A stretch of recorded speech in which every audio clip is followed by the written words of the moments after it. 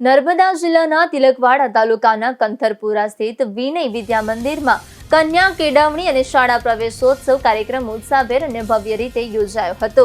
રાજ્ય સરકારના શિક્ષણ અભિયાન અંતર્ગત યોજાયેલા કાર્યક્રમથી ગામમાં શૈક્ષણિક જાગૃતિનો માહોલ સર્જાયો હતો. કાર્યક્રમમાં મુખ્ય અતિથિ તરીકે ગુજરાત રાજ્યના અગ્ર મુખ્ય વન સંરક્ષક અને head of the forest force doctor Jaypalsinh ઉપસ્થિત રહ્યા હતા. તેમનું શાળા પરિવાર અને ગ્રામજનો દ્વારા હાર્દિક સ્વાગત કરવામાં આવ્યું હતું. સાથે લાયઝન અધિકારી મયુરીબેન ચૌધરી પણ હાજર રહ્યા હતા. કાર્યક્રમની શરૂઆત પરંપરાગત દીપ પ્રાગટ્યથી કરવામાં આવી હતી, જે જ્ઞાન અને સકારાત્મકનું પ્રતીક છે.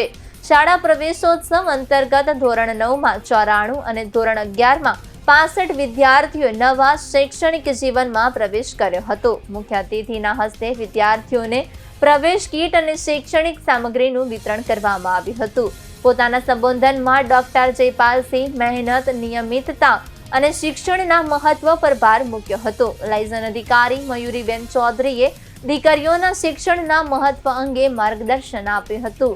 આ પ્રસંગે ગામના આગેવાનો, વડીલો, શાળા વ્યવસ્થાપન સમિતિ, વાલીગણ, શિક્ષક મિત્રો અને મોટી સંખ્યામાં વિદ્યાર્થીઓ ઉપસ્થિત રહ્યા હતા. સમગ્ર કાર્યક્રમ શિસ્તબદ્ધ રીતે અને સૌના સહકારથી સફળતાપૂર્વક પૂર્ણ થયો હતો.